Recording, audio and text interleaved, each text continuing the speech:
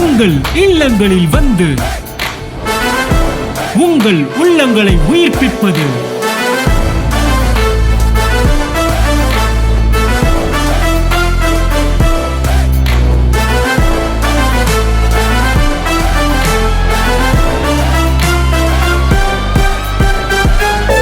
உங்கள் channel DJ. கர்த்தருடைய பரிசுத்த ஸ்தோத்திரம். என்னை வந்து இங்கே சாட்சியாக நிப்பாட்டியதற்காக வந்து கர்த்தருக்கு தேங்க் பண்ணிக்கிறேன். நான் வந்து 2005 வந்து ஆண்டவரை தெரிஞ்சுக்கிட்டேன். அப்போ வந்து பார்த்திங்கன்னா எங்கள் வீட்டில் வந்து என்னை சர்ச்சுக்கு விடவே மாட்டாங்க. நான் எங்கே போனாலுமே வந்து ஆள் வச்சு கண்டுபிடிச்சிருவாங்க. வீட்டுக்கு வரும்போது வந்து எனக்கு அன்னைக்கு ஃபுல்லாக வந்து நிம்மதியாகவே இருக்க முடியாது. சர்ச்சுக்கு போயிட்டு வந்தாலும் சரி, அடி வாங்கிட்டே இருக்க மாதிரி இருக்கும். விளாட போனால், ஊர் சுற்ற போனால் கூட விட்டுருவாங்க. சர்ச்சுக்கு போனால் விட மாட்டாங்க. அந்த மாதிரி பிரச்சனைகள் எப்பயுமே கிட்டத்தட்ட நான் வந்து 2015 வரைய அந்த மாதிரி பிரச்சனைகளை வந்து நான் ஃபேஸ் பண்ணிட்டு தான் இருந்தேன். ஆனாலும் என்கிட்ட அது டேக்கா கொடுத்து அது ஓடிடுவேன். ப்ரேயர் மீட்டிங் அந்த மாதிரிலாம் ஓடிடுவேன். லாஸ்ட்டாக எனக்கு ஆக்சுவலாக வந்து இது படிப்பு நாலேஜ் இருக்காது. நான் 10th வந்து 3 பாடம் ஃபெயில் ஆகி திருப்பி அட்டெம்ப்ட் எழுதும் போதும் பார்த்திங்க அப்படின்னா தமுகத்தில் ஒரு ப்ரேயர் மீட்டிங் வச்சுருந்தாங்க. அங்கே நான் போயிட்டேன். எனக்கு சொல்லிக் கொடுத்த வாத்தியார் வந்து அவர் கிறிஸ்டியன் தான். அவங்க மூலமாக தான் நான் ரசிக்கப்பட்டேன். ஆனால் அவர் என்ன சொல்லுவார்னா, ஆண்டவராக வந்து பரிட்சை எழுதுவார், 15 நாள் தான் இருக்குது, 3 பாடம், 1 வருஷமே நீ படித்து பாஸ் ஆகலை, 15 நாளில் நீ என்னத்தை கிழிக்க போகிற, அங்கே போய் உட்காந்துருக்க அப்படின்னு சொல்லிட்டு என்னை ப்ரேயர் மீட்டிங்கில் அங்கே பார்த்துட்டு மறுநாள் வந்து அடித்தார். அப்புறம் சரின்னு சொல்லிட்டு திருப்பி ஜாம் பண்ணிட்டு விட்டுட்டேன். திருப்பி நான் எக்ஸாம் எழுதி அந்த 3 எக்ஸாம்லேயே நான் பாஸ் ஆகிட்டேன். ஆனால் அதுக்கப்புறம் நம்ம திருப்பி போதுண்டா சாமி, இனிமேல் படிப்புலாம் நமக்கு வேணாம் அப்படின்ற மாதிரி சொல்லியிருந்தேன். எங்கள் அப்பாவும் உனக்கு என்ன பிடிச்சிருக்கோ செய் அப்படின்னாரு. நான் ஐடி படித்தேன். அதுக்கப்புறம் வந்து ஒரு கம்பெனியில் ஒர்க் பண்ணேன். அப்புறம் வந்து ஆண்டவர் எனக்கு வந்து கம்பெனி வைக்கிறதுக்கு உதவி செய்தார் எங்கள் அப்பா மூலமாக. எனக்கு 21 வயசுலேயே வந்து எங்கள் அப்பா வந்து கம்பெனி வச்சு கொடுத்தாரு. அதுக்கப்புறம் வந்து ஒரு கொஞ்ச நாளில் எங்கள் அப்பா எனக்கு 25 வயசு ஆகும்போது வந்து இறந்துட்டார். இறக்குறதுக்கு கொஞ்ச நாளைக்கு முன்னாடி எங்கள் அப்பாவுக்கு ஃபீல் பண்ணிச்சா என்னன்னு தெரில, ஒரு 20 லட்ச ரூபா கடை இருந்துச்சு எங்கள் அப்பாவுக்கு. நான் ஸ்பீடாக அடைச்சிட்றேன், என்னை தனியாக ஒரு நாள் கூப்பிட்டு பேசினார்.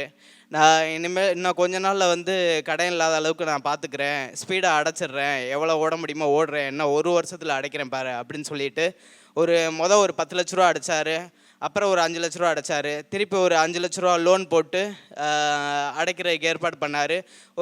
ஒரு 10 மாதம் இருக்கும்போதே வந்து எங்கள் அப்பா இறந்துட்டார்.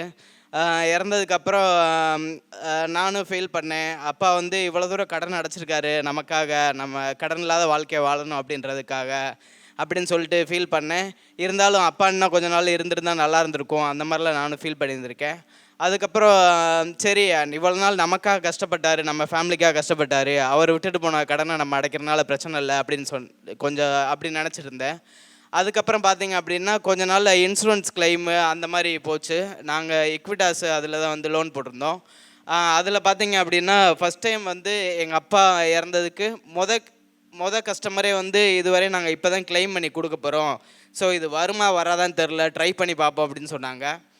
நிறைய என்கொயரிஸ்க்கெலாம் ஆள் வந்தாங்க.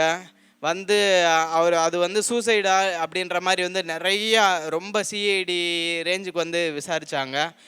நான் போதுண்டா, நாங்கள் பணத்தையே கட்டிடுறோம் அப்படின்ற அளவுக்குலாம் கொஸ்டின் பண்ணாங்க. அது ஒரு 6 மாதம் 8 மாதம் போச்சு. அது பெண்டிங்காகவே இருந்துச்சு. நான் போய் லோன் கட்டுற இடத்துல கேட்டேன், நாங்கள் லோன் கூட கட்டிடுறோம், திடீர்னு 1 இயர் கேப் விட்டீங்க அப்படின்னா திருப்பி நாங்கள் இதுக்கும் இன்ட்ரெஸ்ட் போட்டு நீங்கள் ஆனால் கட்ட முடியாது, ஏதாவது ஒரு சொல்யூஷன் கொடுங்க அப்படின்னு சொன்னப்போ திருப்பி டெல்லியிலலாம் கால் பண்ணாங்க. இந்த மாதிரி உங்களை என்கொயரி பண்ண வந்தாங்களான்னாங்க. அவங்க கேட்டது எல்லாமே கரெக்டு, பட்டு வந்தது அவங்க ஸ்டாஃப் இல்லைன்னு அவங்க சொன்னாங்க. இவங்க இந்த பேரில் நாங்கள் அனுப்பவே இல்லையே, யார் வந்தாங்கன்னு. ஆனால் என்கிட்ட கேட்டவங்க வந்து அவருடைய டீட்டெயில் கேட்கவே இல்லை. ஆனால் என்னுடைய டீட்டெயில் எல்லாமே வாங்கி என்னுடைய ஃபைல் எல்லாமே அனுப்பி விட்டார். அதுக்கப்புறம் பார்த்திங்க அப்படின்னா அந்த இன்ட்ரெஸ்ட்டோடு சேர்த்து பார்த்திங்கன்னா 8 லட்சம் 9 லட்ச ரூபா எதுவுமே நீங்கள் கட்ட தேவையில்ல, என்ஓசி மட்டும் வாங்கிக்கோங்க அப்படின்னு சொன்னாங்க. அதாவது என்னை பெற்ற தகப்பன் வந்து என்னுடைய கடன்களை சுமக்கிறதுக்கு வந்து தயாராக இருந்தார். அவர் இறந்தாலும் வந்து என்னுடைய படைத்த தகப்பன் வந்து உண்மையிலே வந்து அந்த 10 லட்ச ரூபாயை வந்து அவர் ஏற்றுக்கிட்டு எங்கள் அப்பா இறந்ததுக்கப்புறமே எனக்கு வந்து 1 ரூபா கூட கடன் இல்லாத அளவுக்கு எங்களை வந்து மாற்றி எங்களுக்கு உதவி செய்தார். இந்த சர்வீஸ் வந்ததுலேருந்து அடுத்த ரேஞ்சில் நான் வந்தது ஃபீல் பண்ணுறேன். எங்கள் அப்பா நல்லா வாழ்ந்தவர். ஸோ வந்து என்னை யாரும் வந்து குறை சொல்லாதபடிக்கு தேவன் வந்து இது வரைக்கும் வந்து அந்த ஊரில் வந்து மதிப்பு மரியாதையாக வந்து என்னை வாழ வச்சுருக்காரு. அதற்காக கர்த்தருக்கு ஸ்தோத்திரம் பண்ணுறேன். மீண்டும் வந்து நான் அடுத்து மிகப்பெரிய சாட்சியோடு வந்து உங்களை மீட் பண்ணுறேன். தேங்க்யூ. உங்கள் இல்லங்களில் வந்து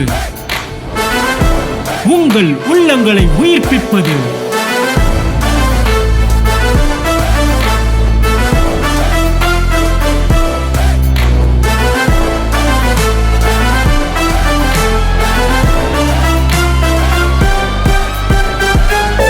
உங்கள் சேனல் டிஜே.